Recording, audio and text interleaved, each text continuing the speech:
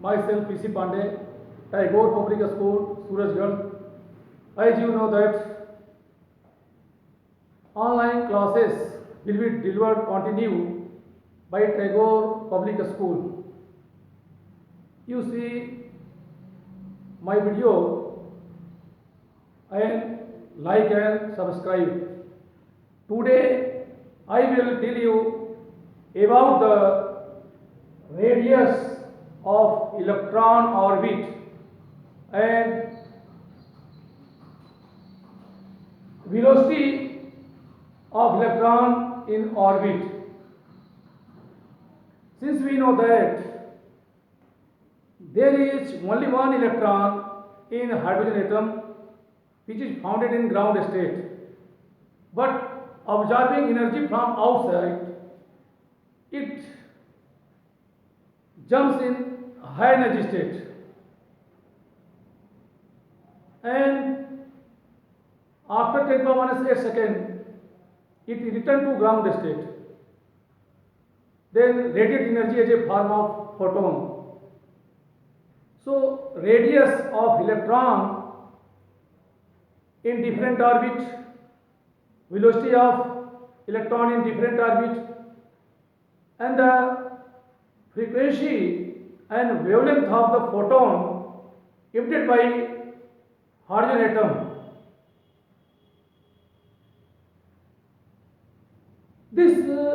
These mathematical value for the radius, velocity, frequency and wavelength is known as spectrum of hydrogen atom. So in hydrogen spectrum, first of all we study about the radius and velocity of electron in nth orbit.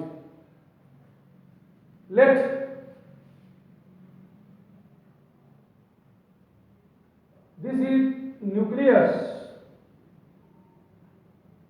of hydrogen atom. Bohr theory proposed for the hydrogen atom and hydrogen-like atom.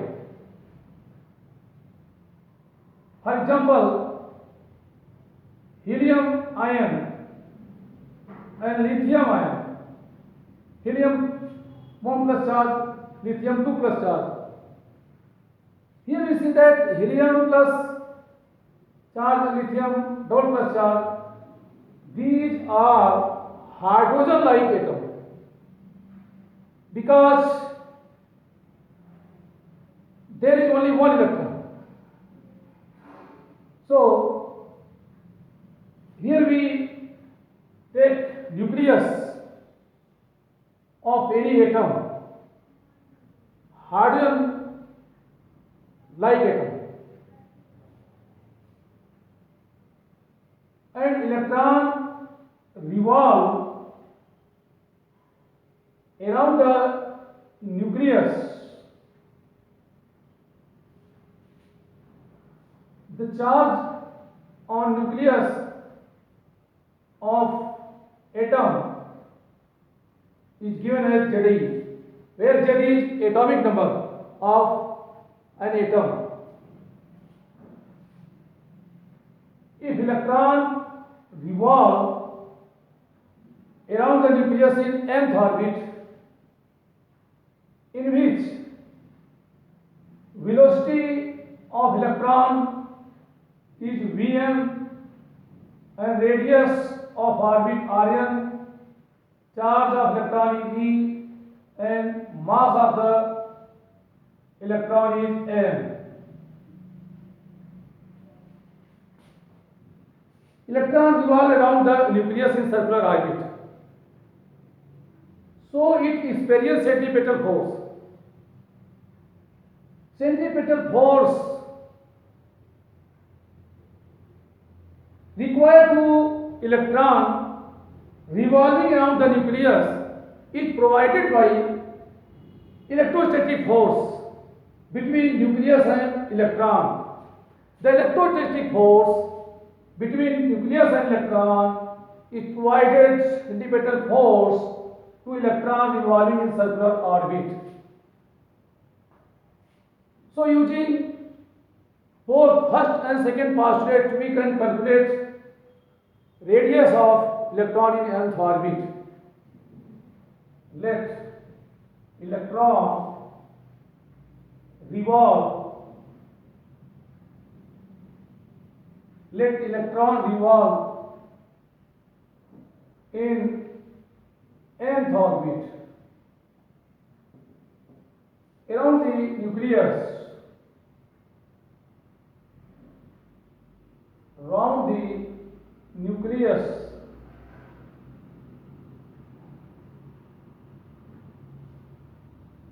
in which velocity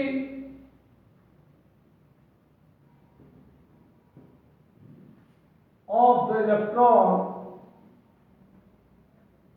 is Vn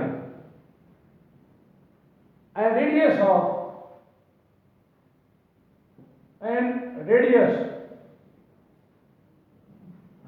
of the nth orbit is Rn. Hence,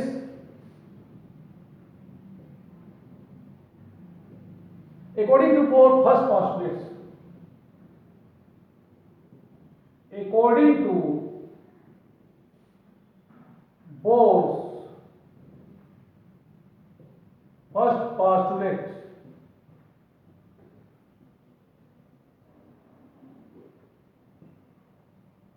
according to Bohr's first postulate, the centripetal force required to electron m Vn square by Rn. Here m is the mass of electron, Vn is the velocity of electron in nth orbit, and Rn is the radius. And this centripetal force is equal to the electrostatic force between nucleus and electron, is equal to k Za square by Rn square. This is equation first. And from Bohr's second postulate, and from Bohr's second postulate, from Bohr's second postulate, according to Bohr's second postulate, we know that electron revolve around the nucleus only those orbits for which angular momentum is perfect multiple of h by 2 pi. So angular momentum of electron in nth orbit around Vn Rn is equal anh by 2 pi. This is equation second. From this equation second, we find the value of Vn, or Vn is equal anh by 2 pi mRn. This is equation third. Now, putting the value of equation third, that is value of Vn in equation first, putting the value of Vn in equation first, we get from equation third, we put the value of Vn in equation first.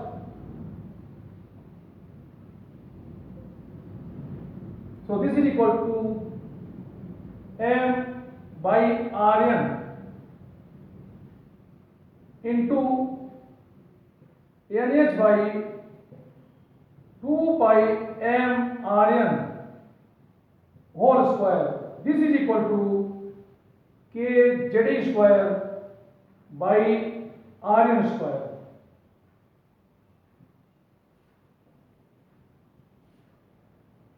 Now this is equal to m by Rn into n square h square by 4 pi square m square Rn square is equal k z square by Rn square. Here Rn square and Rn square cancel to each other.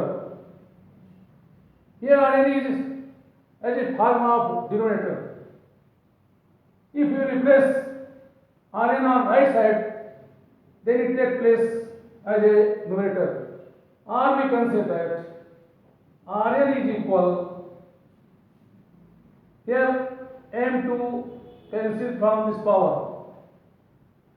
So Rn is equal n square h square by 4 pi square m k z square. Here we see that k is Coulomb constant, which value is 1 by 4 pi epsilon naught. If we put value of k as 1 by 4 pi epsilon naught, then it takes place as a numerator. So Rn, that is radius of orbit,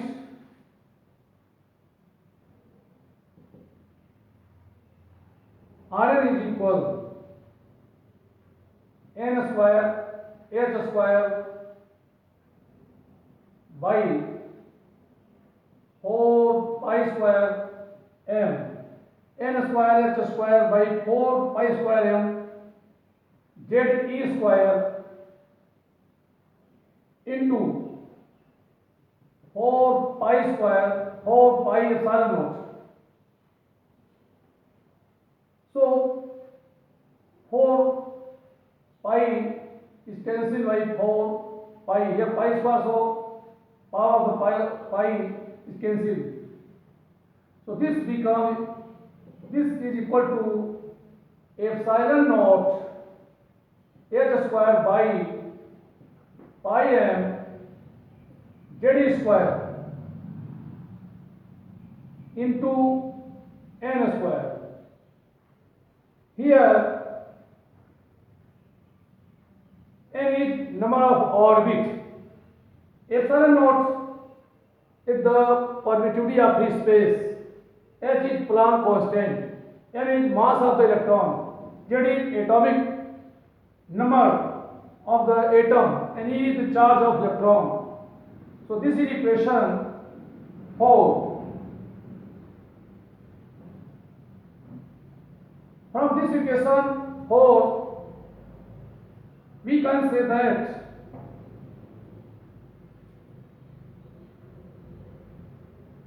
the radius of electron is dependent on the number of orbit. For first orbit, that is for n is equal 1,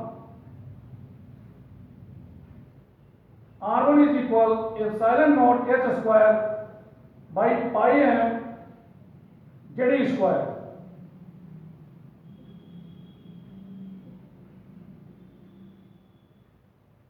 For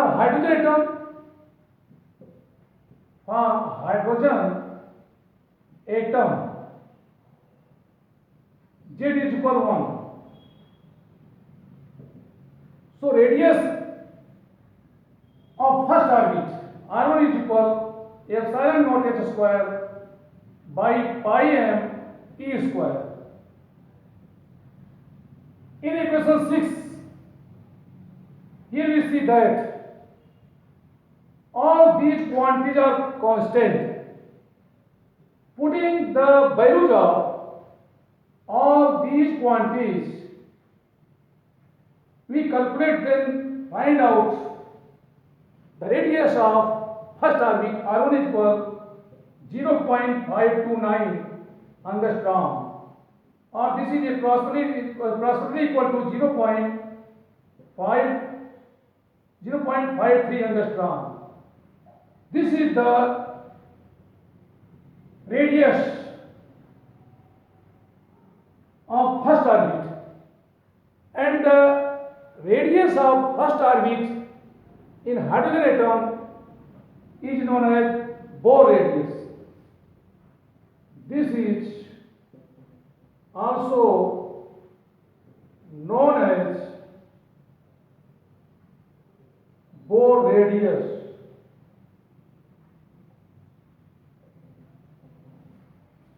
If we put the value of equation 6 in whole, then we can find, here we can say that epsilon naught s square by pi n square, this value is equal to R1. So putting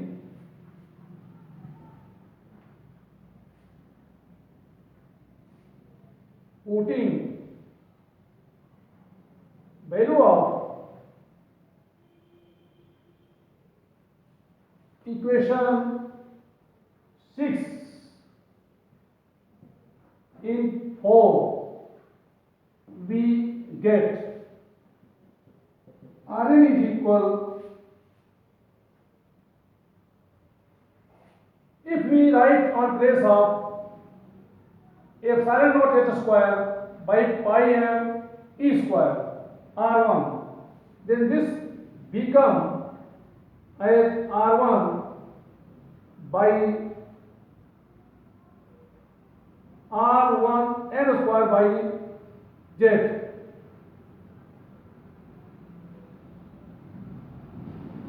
So it is clear that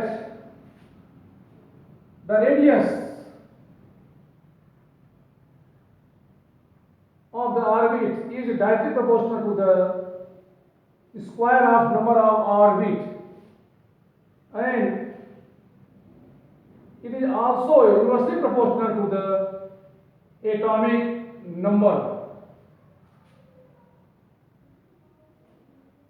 From equation 7, it is clear that the radius of orbit is directly proportional to the square of number of orbit.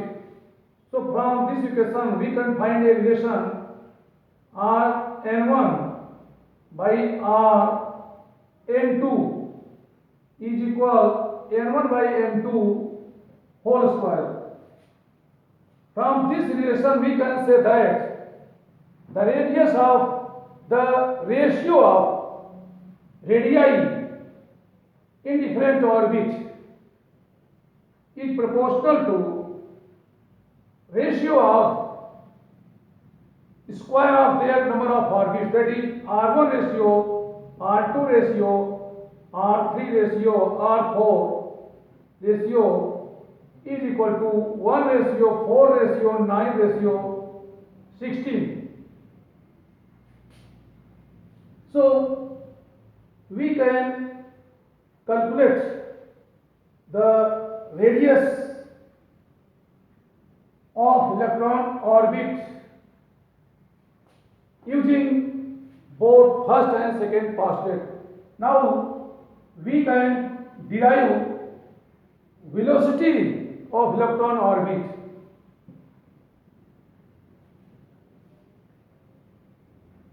Velocity of electron orbit.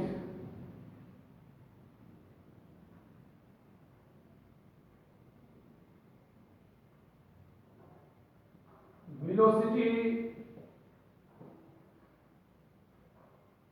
of electron orbit. Let electron revolve in nth orbit around the nucleus in which radius of orbit is rn and velocity of electron is vn.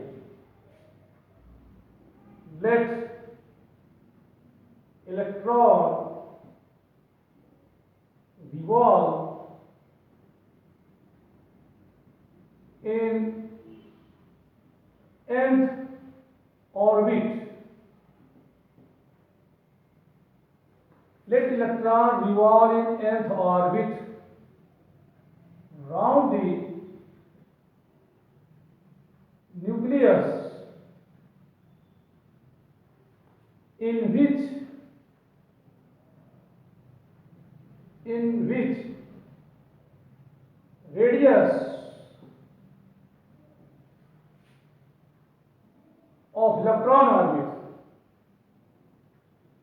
radius of electron orbit is rn and velocity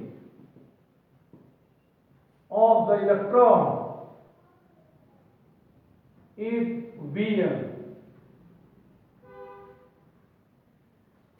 If radius of the nth orbit is rn and velocity of electron in nth orbit is vn, so from both first and second postulate,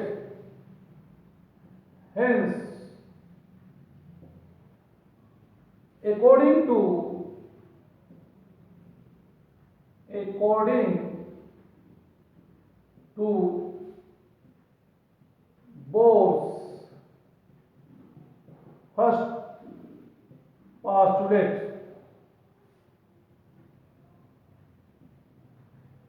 Bohr's first postulate,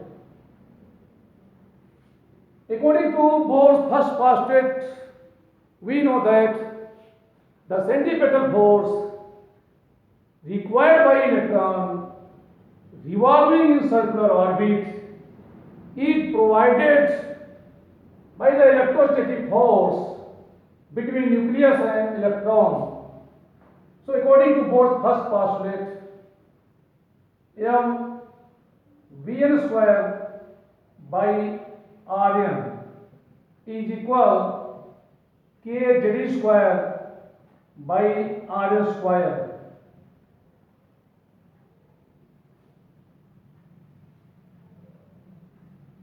This is equation first. And from second postulate,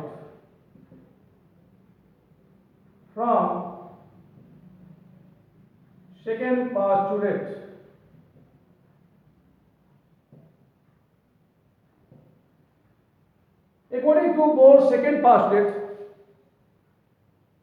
electron revolve around the nucleus only those orbits for which angular momentum is perfect multiple of h by 2 pi. So according second postulate, m vn rn is equal nh by 2 pi. This is equation second. Now dividing equation first by second. Now dividing equation first by second, we get equation first is divided by equation second. So it becomes m vn square by rn. Here m is square by rn. This is in form of numerator and denominator. So when equation first divided by second, then m vn rn is as a form of denominator, that is mvn rn. This is equal kz square by rn square into 2 pi by nh. Here rn into rn, so rn square, these are cancelled and m to m cancelled, vn is cancelled by power, so remaining quantity is only vm. Hence the velocity of electron in nth orbit is given as Vn is equal 2 pi kz square, 2 pi kz square by ns. Here we see that k is Coulomb constant, which value is 1 by 4 pi epsilon naught. So Vn is equal 2 pi z square by ns into 1 by 4 pi epsilon naught. Here pi to pi cancel.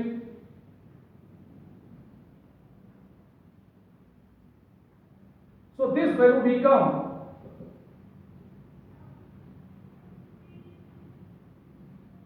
z square by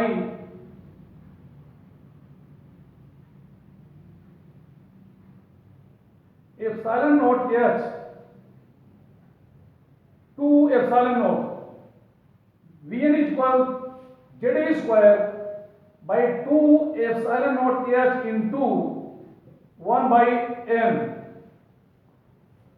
This is equation third. From this equation, we see here that the velocity of electron in nth orbit is inversely proportional to the number of orbits. Hence, for first orbit, that is for n is equal 1, v1 is equal z square by 2 epsilon naught h, and for hydrogen atom, for hydrogen atom, z is equal 1. So v1 is equal E square by 2 epsilon naught h, and these quantities are constant. Putting the value of these quantities and solving, so it is found that the velocity of electron in first orbit is 2.19 into 10 power 6 meter per second. Putting the value of equation 5 in third, we can say that putting the value of 5 in third, we get Vn is equal, here we see that on the place of E square by 2 epsilon naught h, we can write V1. So this is equal to V1 z by n. This equation implies that the velocity of electron is directly proportional the number of atomic number and inversely proportional to number of orbits. So we can say that as soon as the number of orbit increases, the velocity of electron decreases. That is, the velocity of electron in first orbit is become maximum, and in second orbit, velocity of electron is become half of the first orbit, and in third orbit, velocity of electron become one third of the first orbit. So from equation 6 we can find out a relation V1 by V2 is equal N2 by N1.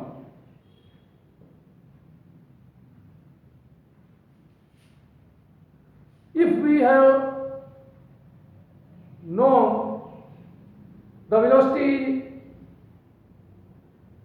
of electron in any orbit, then we can calculate velocity of electron in other orbits. With the help of this formula, we can calculate velocity or the number of orbit. So, using both first and second postulate, we can calculate orbit of electron, radius of the orbit of electron, and velocity of electron in any orbit. So today I finished to this matter and meet to next class. Thank you.